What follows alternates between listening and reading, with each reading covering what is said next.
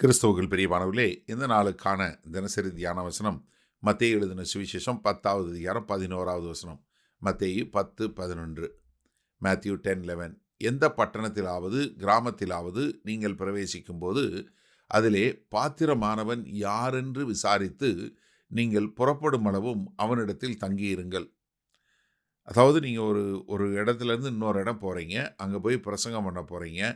அப்போ ஒரு பட்டணத்திலேயோ இல்லை ஒரு கிராமத்திலேயோ போகும்போது முதலாவது யார் பாத்திரமானவன், அதாவது யார் கர்த்தராகிய இயேசு கிறிஸ்துவை ஏற்றுக்கொண்டு அவருக்கென்று வாழக்கூடிய ஒருவன் என்று அறிந்து கொண்டு அவனுடைய வீட்டுக்கு நீங்கள் போங்க. அப்போ முதலாவது யாருன்னா, ஒரு ஒரு மனுஷன் ரட்சிக்கப்பட்ட மனுஷனாக இருக்க வேண்டும் என்பது மிகவும் அவசியம். ஏன்னா இது இந்த நாட்களில் நம்ம தெரிந்து கொள்ள வேண்டிய ஒரு காரியம். அதாவது முதல்ல கர்த்தர் என்ன பண்ணாரு, ஆபேலை அங்கீகரித்தார். அதற்கு பின்பு தான் அவனுடைய காணிக்கையை அங்கீகரித்தார்.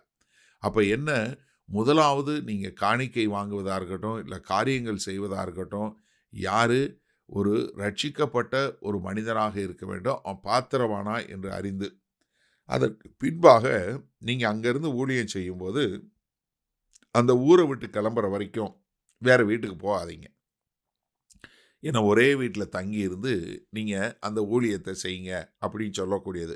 இதனுடைய ஒத்த பகுதி லூக்கா 10வது அதிகாரத்தில் பார்த்தீங்கன்னா 6வது வசனம் பாருங்கள். சமாதான பாத்திரன் அங்கே இருந்தால் நீங்கள் கூறின சமாதானம் இடத்து தங்க இருக்கட்டும், இல்லாவிட்டால் அது உங்களுக்கு திரும்பி வரும். அந்த வீட்டில் தானே நீங்கள் தங்கி இருந்து அவர்கள் கொடுக்கிறவைகளை புசித்து குடியுங்கள். வேலையால் தன் கூலிக்கு பாத்திரனாக இருக்கிறான், வீட்டுக்கு வீட்டு போகாதிருங்கள். எந்த வீட்டில் தங்கி இருக்கிறீங்களோ அந்த வீட்டில் தங்கியிருந்து அவங்க என்ன கொடுக்குறாங்களோ அதை புசிங்க. என்ன பண்ணாதீங்க, நீங்கள் வீட்டுக்கு வீட்டு போகாதீங்க. ஏன்னா அவங்க நீங்கள் யார் வீட்டுக்கோ போகிறீங்க, அவங்க உங்களை ஏற்றுக்கொண்டு அவங்க பாத்திரமாக இருக்குன்னு சொல்லி நீங்கள் போகும்போது, அந்த வீட்டில் இருக்கும்போது ஒருத்தவங்க உங்களை ஏற்றுக்கொண்டு உங்களுக்கு என்ன சாப்பிட கொடுக்குறாங்களோ அதை சாப்பிட்டு அங்கே இருங்க, வீட்டுக்கு வீடு போகாதீங்க.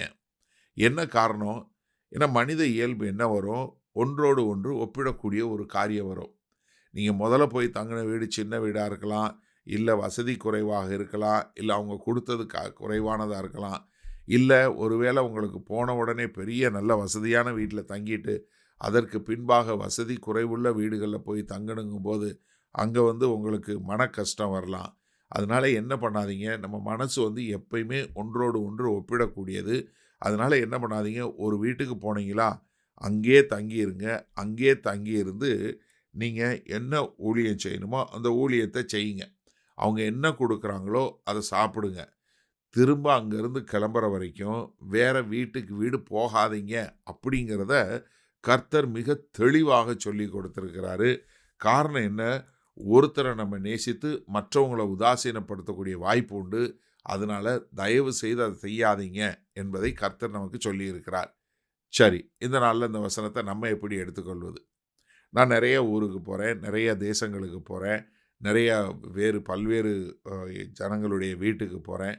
இது நான் பார்க்கிறது உண்டு. ஏன்னா ஒரு சில இடங்களில் ரொம்ப வசதி குறைவு இருக்கும், ஒரு சில இடங்களில் நல்ல வசதியாக இருக்கும். ஆனால் என்னென்னா, அப்போஸ்தலனாகிய பவுல் போல நம்ம எப்பொழுதும் மனரம்மியமாக இருக்க கற்றுக்கொள்ள வேண்டும்.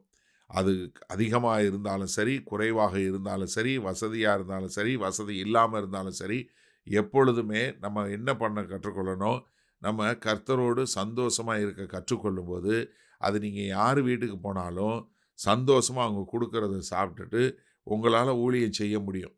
என்ன பண்ண முடியாது, பண்ணக்கூடாதுன்னா, நம்ம போனால் அவங்க வீட்டில் இருந்தது போல் இல்லை, இவங்க வீட்டில் இருந்தது போல் இல்லை என்று சொல்லி வசதிகளையும் வாய்ப்புகளையும் தேடி போக ஆரம்பித்தோன்னா கர்த்தருடைய அழைப்பை இழந்து விடுவோம். கர்த்தர் என்ன நோக்கத்திற்காய் நம்மளை ஒரு இடத்துக்கு கொண்டு போகிறாரு, கர்த்தர் என்ன நோக்கத்திற்காய் ஒரு வீட்டுக்கு கொண்டு போகிறாருங்கிறத உணர்ந்தவர்களாய் நாம் இருக்க வேண்டும். மாறாக நம்ம என்ன செய்யக்கூடாது, இந்த வீட்டுக்கு போகலாம், அந்த வீட்டுக்கு போகலாம் அப்படின்னு சொல்லி வசதிகளையும் வாய்ப்புகளையும் தேடி போனோம் என்றால் கர்த்தருடைய வார்த்தையும் கர்த்தர் சொல்லுவதையும் நாம் ஈஸியாக வெகு எளிதாக விட்டு விடுவோம். அதனால் என்னென்னா, நம்மளுடைய வசதி வாய்ப்புகளை பார்த்து மாம்ச பிரகாரமான காரியங்களை பார்க்காம ஆவிக்குரிய காரியங்களை பார்க்கும்போது நமக்கு என்ன தெரியாது, இந்த மாம்ச பிரகாரமாக வரக்கூடிய சௌகரியமோ அசௌகரியமோ நம்மை ஒன்றுமே பண்ணாது. அதனால தான் கர்த்தர் என்ன சொல்றாரு, நீ ஒரு வீட்டில் போய் ஒரு இடத்துல தங்கியிருந்து எல்லா ஊழியத்தை பார்த்து முடிச்சுட்டு திரும்பி வா. அப்போ எனக்கு அருமையானவர்களே, நம்ம ஒன்றோடு ஒன்று ஒப்பிட்டு பார்த்து ஒருவரை உதாசீனப்படுத்தவோ ஒருவரை பிரியப்படுத்தவோ செய்யாதபடிக்கு கர்த்தரை பிரியப்படுத்த ஆவிக்குரிய கண்களை திறந்து அப்படிப்பட்ட காரியங்களை செய்வோமா? மகா கிருபையும் இரக்கம் நிறைந்த எங்கள் அன்பின் தகப்பனே, இதோ நாங்கள் பார்த்து நியாயம் தீர்க்காமல், ஆமாண்டவரே, நாங்கள் ஊழியத்து நிமித்தம் எங்கே போனாலும் யார் வீட்டில் தங்கினாலும் அங்கேயே தங்கியிருந்து உம்முடைய ராஜ்யத்தினுடைய பணிகளை செய்கிறவர்களாய் வாழ எங்களை முழுமையாய் ஒப்புக் கொடுக்கிறோம். மீட்பெரும் இரட்சகருமாகிய இயேசு கிறிஸ்துவின் மூலம் பிதாவே, ஆமேன்.